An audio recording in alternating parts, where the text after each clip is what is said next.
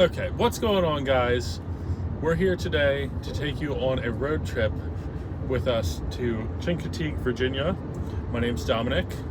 I'm Heather. Yes, and we are two married people traveling in our electric vehicle. And I would like to say we are young married people. Thank you very much. Yes, after a recent discussion, we have discovered that one of us is young and the other one is not, and you can figure out who's who.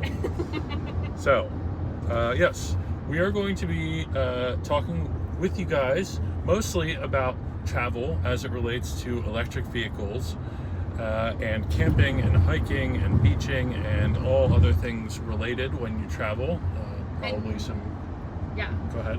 Oh, I was just going to say Dom does a very great job of researching before we travel on like places to eat, best places to stay, best places to camp, like safest spots. So we figured now would be a great time to show off his talents. Yes, and we're also going to probably feature some of Heather's cooking and also good food finds because she's good at that. Whereas I am not. Obviously, I'm bouncing all over the place. And yes, so we're going to start with today's adventure. And today, as we mentioned, we're taking you to Chincoteague, Virginia. We are currently in Baltimore, or driving around Baltimore, I should say. We are from Pennsylvania, but we are bad at recording ourselves, mostly because I'm old. And we forget. And we forget things, early onset dementia or something. Mine's ADHD. Yes, and so we're currently driving around Baltimore on 695. We started the trip with 79% battery. We have a 2023 long-range Model Y, and we're predicted to get to the supercharger in Easton, Maryland with 36%. So before we dive into any more specific details, we should tell you that we're headed to Chincoteague for 5 or 6 days, I guess. We're making the most of our 4th of July weekend, or long week into weekend. Yes, something like that. For the first couple of nights, we are staying in a hotel because we need to work during the day. So unfortunately, day jobs require attention or something like that, and internet connectivity. But ability to work from home or work remote. Yes, big plus. Working remote is very cool. So we're gonna work remote in a hotel for the first couple of days, and then we will be car camping in the Tesla for the remainder of our trip. This will not be our first rodeo. We have quite a bit of experience doing this. This is probably trip number 7 or 8 now. Yeah. Yes. So we'll show you guys all the do's and don'ts, and this is our second attempt at recording. Our first one didn't go so well. Yes, we had a trip from this past weekend that we intended to record and upload, which will probably get uploaded at a later time. It can't be our first one. But it was a complete disaster, and not because of camping in the car. That piece was actually tremendously successful. Yeah, that was the best part. Yes, the worst problem was the location where we chose to go.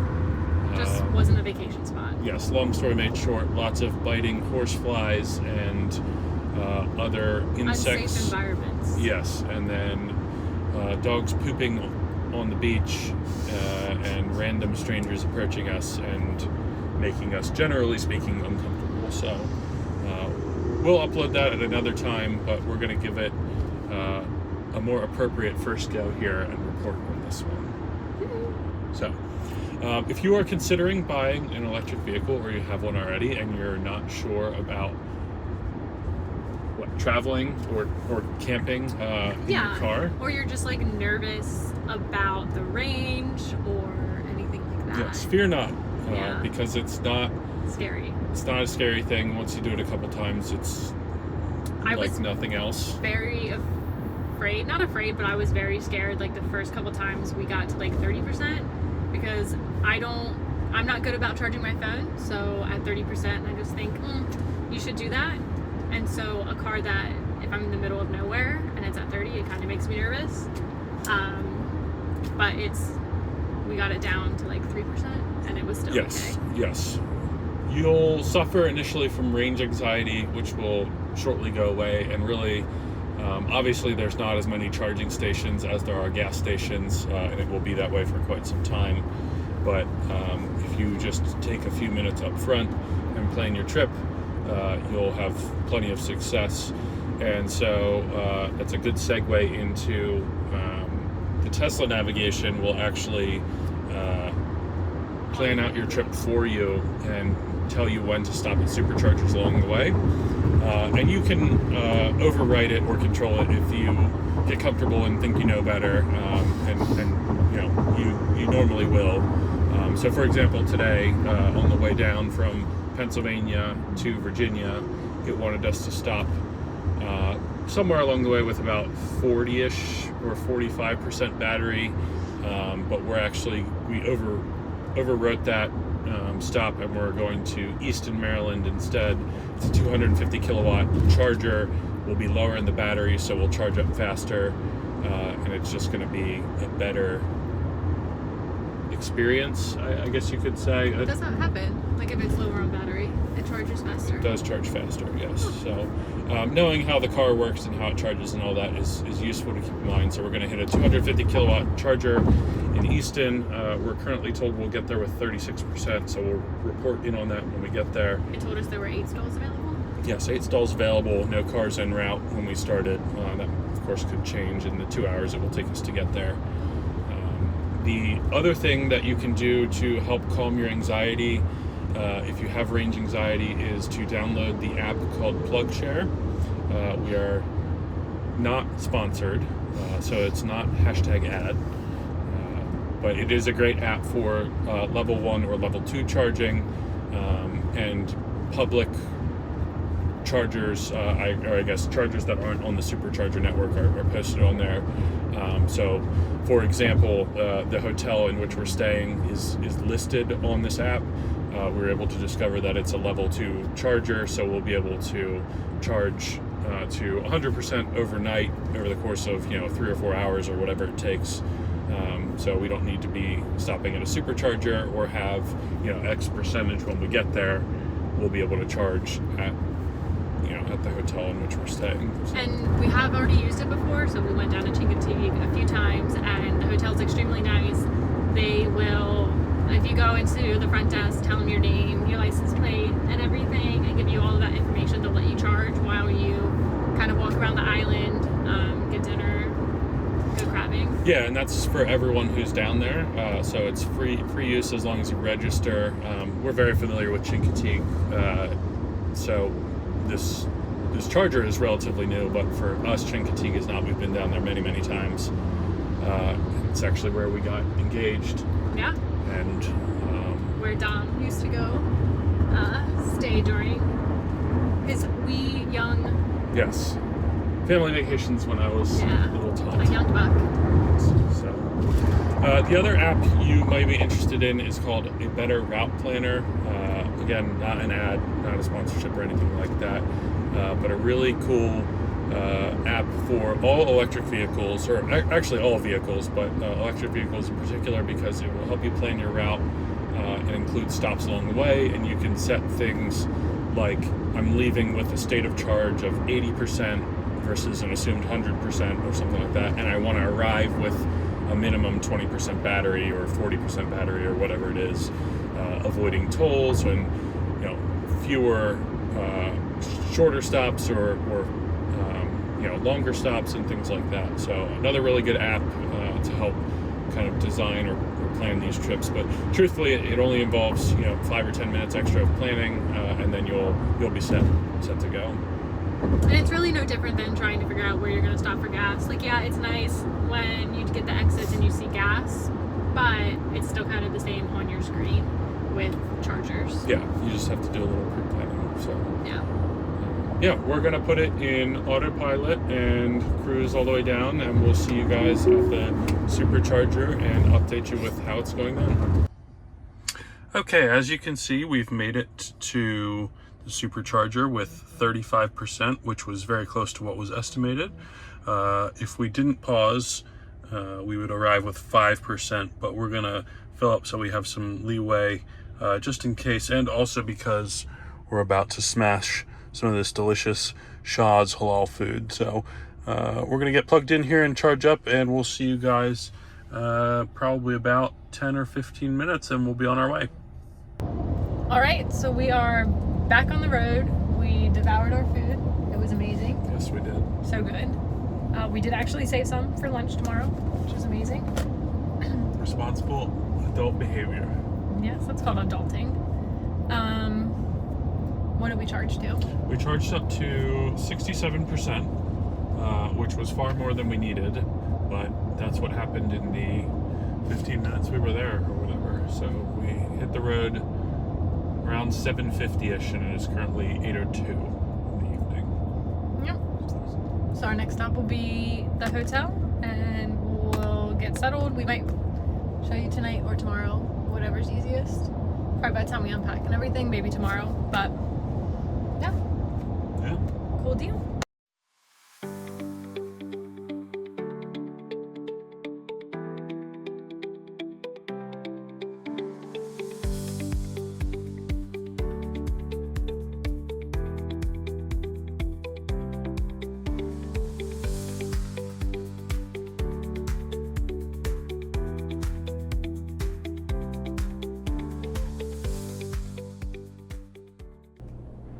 So here's the hotel room where we stayed at the Refuge Inn. A nice king-side bed for us.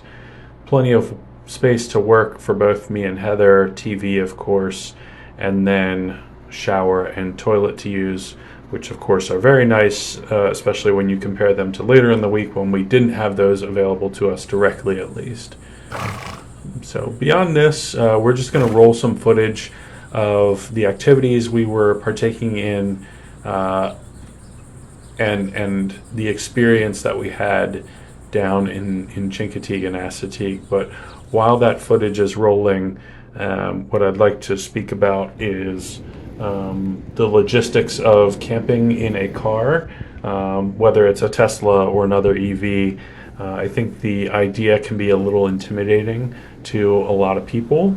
And so there's a couple different things that I want to give you that maybe could be tips or tricks that we've discovered in our adventures so far. So first and foremost, of course, you want to be concerned with your safety and making sure that you feel comfortable with where you're staying when you pick a spot. So if you're not familiar with the area, definitely do some research beforehand. In this case, because I've been to Chincoteague so many times in my life, it was not an issue for us at all. Prior to actually leaving for the trip, I had already considered probably 4 or 5 different spaces where we would be okay to stay for the evening.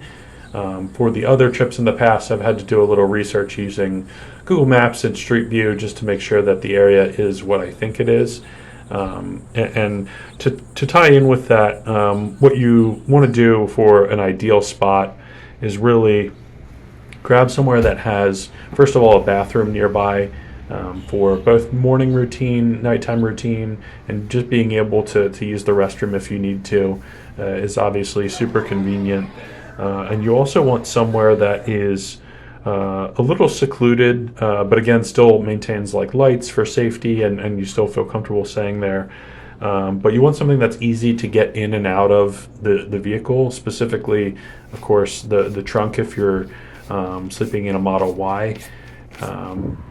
We picked an area, and the way that we've kind of fallen into a routine during this trip was we would actually go and set up our Xped Megamat in the back of the vehicle around probably 5:30, 6 o'clock before we went out to dinner, essentially.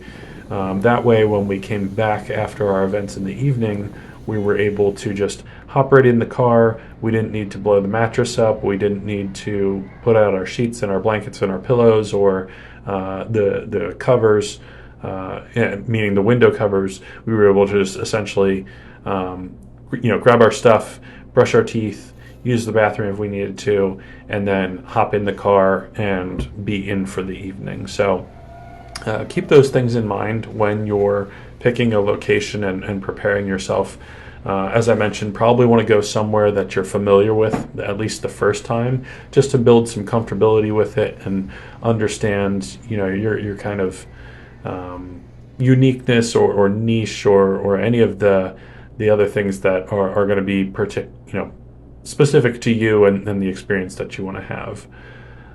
So beyond that, the only other real tip or trick that we have to mention is specific to safety again.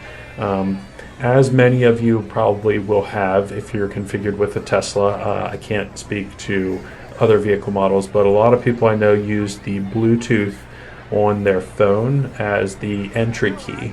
And this is problematic when you're in camp mode and your phone is in the car with you. If you lock the car from the app on your phone, if anyone walks up to the car, because your phone is in the car, they'll be able to open the doors and get in, and of course that's the last thing that you want. So the one thing you need to keep in mind is that when you are car camping in camp mode in a Tesla, you want to hit the lock button on the touchpad while you're in the car rather than using the lock screen that's on the actual app itself. You want to use the one that's on the touchscreen to ensure that you're safe. So just keep that in mind. Some of the other things I wanted to mention here, we'll have a screenshot of it, or a quick video, I should say, then of our battery progression throughout the week. So we didn't have a supercharger available to us. As we mentioned, we did have that charger at the Refuge Inn that we did hook up to, but we didn't charge throughout the week after that. And so being on a small island, we were only using a few percentage throughout the day, but throughout the evening, with the camp mode turned on, we would use about 1% to 2% of battery per hour that we were in the car with camp mode on. Of course, that's dependent on how cool you have it set. If you're watching Netflix or Twitch or whatever else, any of the other infotainment options will of course impact the battery. So keep that in mind.